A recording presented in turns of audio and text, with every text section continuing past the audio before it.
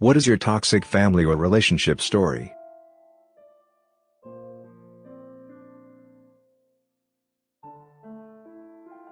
My stepdad removed my bedroom door. Is it okay for me to leave without notice? I am female and in my early 20s. I am temporarily staying with my mom, stepdad, and siblings. There's my full brother, 16, my half-brother, 18 months, my stepbrother, 19, and stepsister, 17. None of us have ever gotten on with our steps, and I'm only staying with them now because I couldn't stay with my flatmate, a nurse in the current pandemic, my dad, high risk, or my boyfriend, roommate problem. Mom lost her job due to current events and stepdad has been furloughed, so they asked me and my stepbrother to pay them rent to help cover expenses. They own the house, so this is bills/food, and we agreed to each pay £400 a month. All my siblings are here full-time as my step-siblings' bio mom is high risk. My stuff in my room keeps going missing and being moved by people who aren't me. I have proof it was my step-relatives, though they claim innocence. The signs of intrusion were my clothes going missing and stepsister wearing them. She claims they were in with her laundry, but I do my own laundry specifically to avoid my stuff getting mixed in with hers. Various items and sections of my room being rearranged. For example, I have a very specific method of organizing my shirts and this order was messed up multiple times.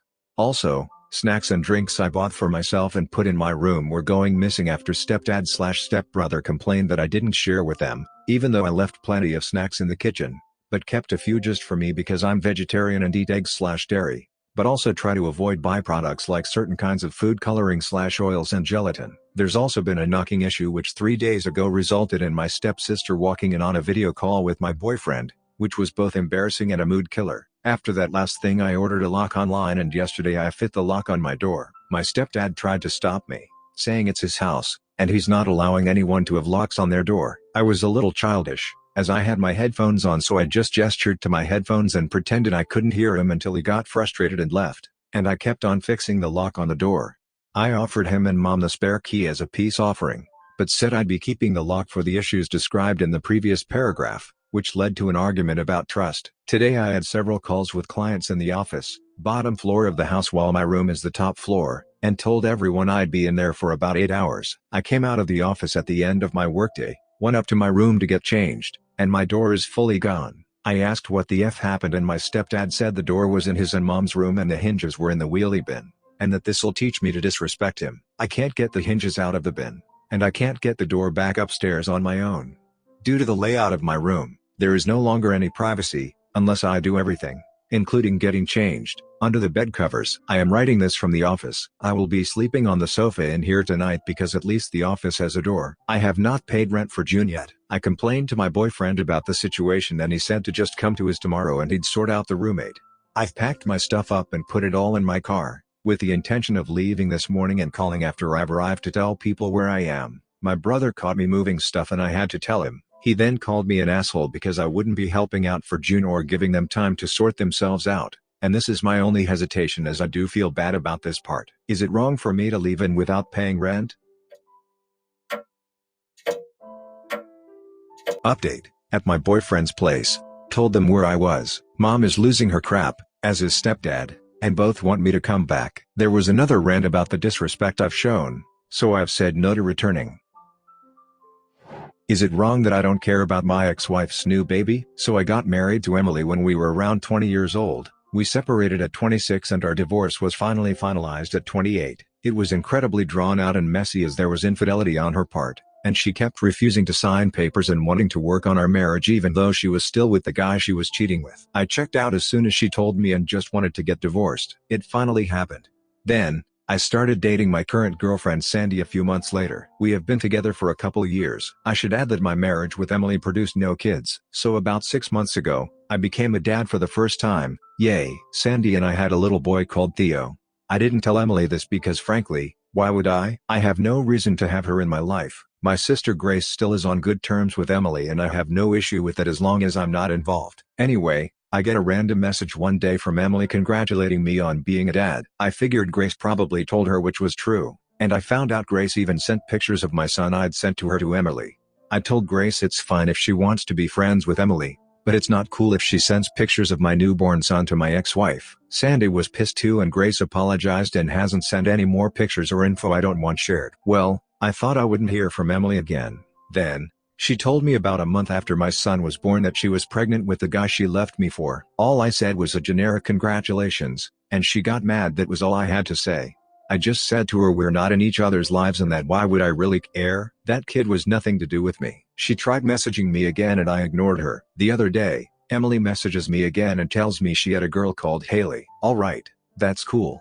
I offered another congratulations and thought that'd be it. She then started trying to talk to me about us both finding happiness and becoming first-time parents within months of each other, and I honestly was not interested in talking to her. She then started talking constantly about her baby and sent me pictures and I had no reaction. She then asked me why I wasn't excited for her, and I just decided to be totally honest. I just said to her, look, it's great you're excited about being a mom, but we've been divorced for years. Why are you sharing details about your baby with me? I don't really care because you and me aren't involved in each other's lives anymore. I then finally blocked her from messaging me and I ended up getting a lousy message from my sister. She said I was being mean for putting down Emily like that when she was trying to tell me all about her new baby. Maybe my delivery was a bit harsh, but am I really in the wrong for not caring my ex had a kid? Should I let my husband go to the funeral of his baby by his mistress? I don't want to. This is extremely difficult to talk about with anyone I actually know, and is a secret from a lot of friends and family members. I hope people can give me an honest answer. My husband of 10 years had an affair that lasted approximately 6 months. He cut it off when I found out. We went to couples counseling, etc. Turns out the woman was pregnant though and intent on keeping the baby. I understood that if she gave birth, my husband would have to do his part in supporting the child, at the very least, financially. Tragically though, the baby was stillborn. I wasn't looking forward to this baby coming, but I didn't wish for this either. My husband's former mistress has sent details about the funeral. I don't think he should attend. He never got to meet this child and was not even there at the hospital when everything happened. If this was a child he knew at all, of course my opinion would be different, but as of now, I don't feel comfortable with him going. He, bizarrely, said maybe I should go with him. That's a no. I obviously am not going to attend this funeral and make the woman and her whole family uncomfortable. Despite my disdain for her, I am not going to disrupt her mourning. There are a few people in the family that are aware of the situation. My husband's sister, my mother-in-law, and my mother. His sister thinks he should go to the funeral. My mother says if he goes I should divorce him. Mother-in-law refuses to comment on the situation at all. So I'm at a loss, really. Am I in the wrong, given the circumstances? Is it wrong that I decided to use our wedding fund differently without compromising? I have 2 kids, different dads. I have a savings account for both. The account of my oldest, Lucy, has had £10 per week added to it by both myself and her father, and has gone up by about £1,000 a year and is over £13,000. The second account is for my son, Luke, who is 6. I have regularly added to this account since I found out I was pregnant, and have about £3.5k in the account. His father, my fiancé, had a separate account for Luke and has told me he was doing the £10 a week since we started the accounts. I recently found out the account he has for Luke only has a couple hundred in it. My fiancé earns less than me, but more than my ex. If my ex can afford £10 a week routinely, when he has nearly identical spending habits to me and my fiancé, but lives alone and therefore pays for rent/bills in full, and my fiancé earns more than my ex, there is no reason my fiancé should not have been able to make the £10 payments each week. Note: I earned the most of all 3 of us, followed by my fiancé, followed by my ex. My fiancé said he forgot and asked me to redistribute the contents of Lucy's fund to make up for the money missing from Luke's. I said heck no. Luke's account is around 3k less than it should be. We have a wedding fund that contains a little over 2k of mine, and my fiancé's combined money. We don't want a huge wedding, but we do want a really nice honeymoon where we can just go away for a week and not worry about money while we're there or returning. My fiancé says that he doesn't have the money to replace the 3k Luke is missing all at once. I have said that I want to take the wedding fund as it currently stands and deposit a lot into the savings account I control that is meant for Luke. I would not be doing this if my fiancé had not 1. Lied for around 7 years about saving for our son. 2. Claimed he did not have the money to replace it. 3. Suggested I take money from my daughter, saved up with help from my ex, to fix my fiancé's mistake. I also said that I want him to set up a direct deposit of £10 to the account that only I control each week. I will not budge on any of this as we agreed years ago now that this was a good idea and that it was important to invest in our son's future, and he has lied to me for 7 years now about making that investment. Am I the unreasonable one? To explain why this is so urgent to me, it's not the end of the world if the full amount isn't in Luke's account anytime soon, as the plan was always to give each kid the total in the account when they were 18/moving out, But my fiancé says he can't afford to repay the money in bulk or multiple installments. If he keeps on not paying, then when Lucy is 18 she'll have 19 to 20 grand, and when Luke is 18 he'll get closer to 10K from just me. While I don't doubt he'd be grateful for whatever he gets, he would get half of what Lucy will if my fiancé doesn't make up the difference. Update. I asked him again why he didn't have the money.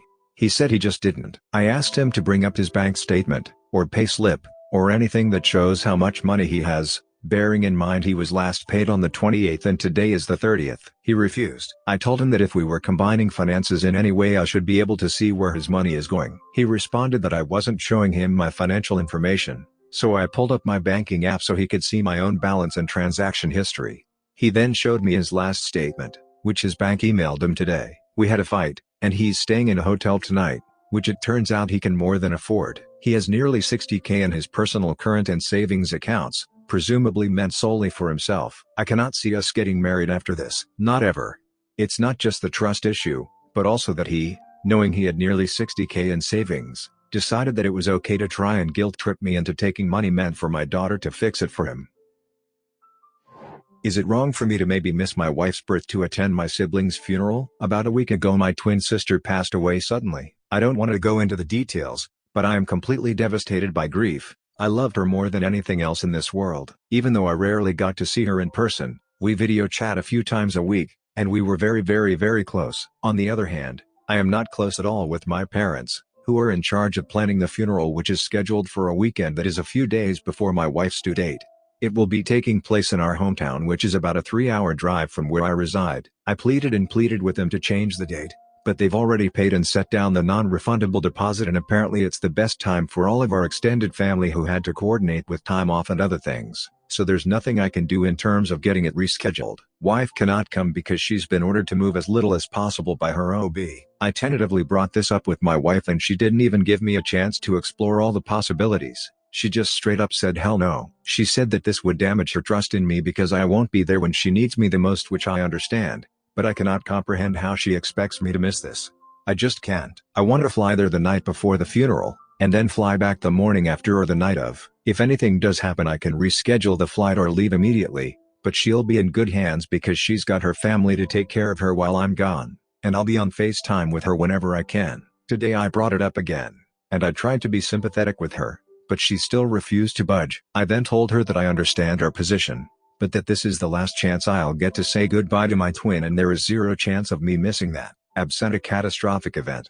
She accused me of abandoning her and she's been ignoring me and acting cold to me. Am I the unreasonable one? Also, to be specific, the funeral is 4 days before her due date. More information, just to clarify a few things. Her complications are that if she moves around too quickly then she gets nauseous. She's not on bed rest per se, just been instructed to kind of chill out, if you know what I mean. The funeral is scheduled for 12 noon on the day, so I am perfectly fine with leaving around 8:30 then returning home whenever it is finished, so probably be back by 5, 6 at the latest. I have no plans to attend the reception, and if for whatever reason I do then it won't be very long. Her family already does a heck of a lot for us. Her mother visits frequently when I'm at work or out of the house, and her sister spends a lot of time with her. I asked them if they'd be willing to take care of her in my absence and they said that they'd be glad to do it. Lastly, to clarify, I originally said drive there, but then I thought about it and there's flights going from my city to my hometown, 9 departures on that day. So I thought it would be better to fly because the flight is 30 minutes, so I'd be away from my wife for less time, but it might be better to drive in case something happens.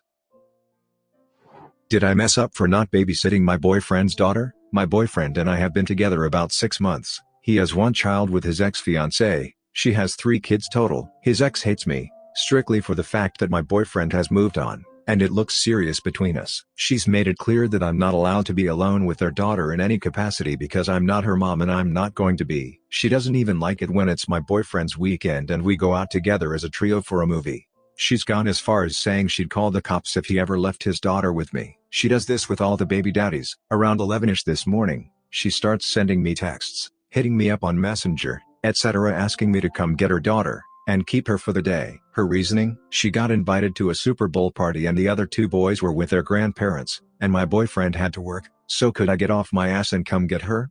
And keep her overnight? I sent her a screenshot of her first text to me, the "I'll call the cops" threat, and tell her nope, can't do it. 30 minutes later, my boyfriend, his ex, and several of our mutual friends are all blowing up my phone and social media calling me horrible because I won't go pick her up. My boyfriend left me a voicemail that I spent an hour crying over. Nobody will talk to me, and I know if I post screenshots they'll just say I should have picked her up and made her feel special. We had girls' time.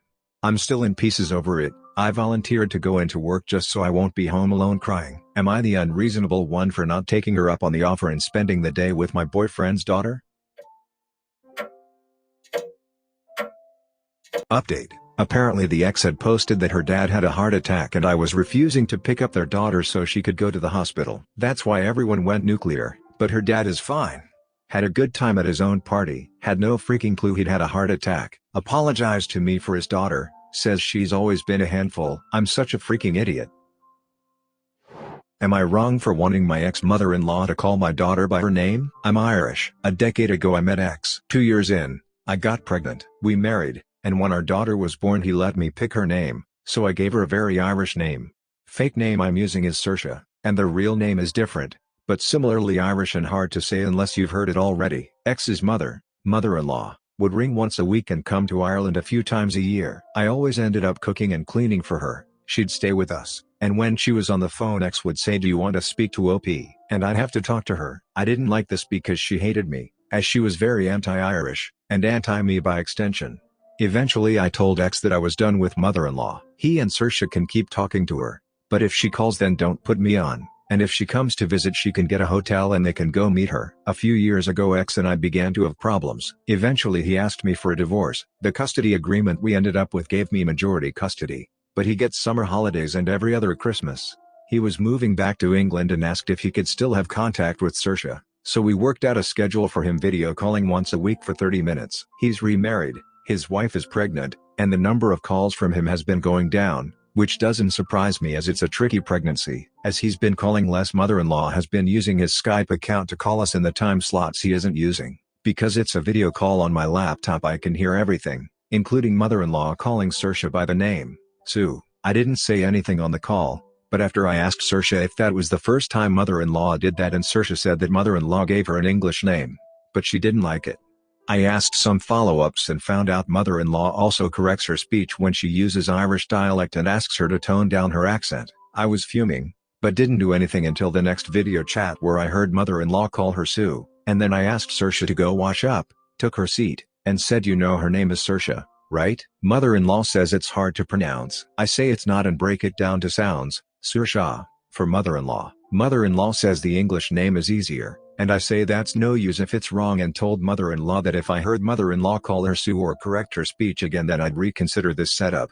Next video call was last night. Mother-in-law immediately greets her as Sue. I then pop my head in again and say I warned you before hanging up and blocking ex's Skype account. I ignored the incoming video calls. She used her Skype and her and ex's Facebooks for the rest of the night. Today I woke up to several messages from ex saying I shouldn't have hung up on mother-in-law like that and I need to unblock the account, then call mother-in-law and apologize. I had a bit of a moan to my cousin who was on my side until I told her I hung up on mother-in-law and says I should apologize for that only. Am I the unreasonable one?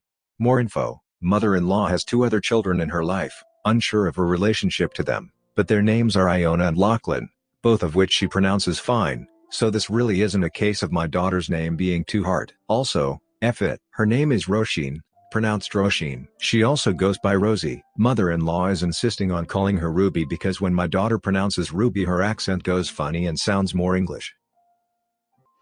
Subscribe and turn on the notification bell for more stories delivered to you. Thanks for listening. See you later.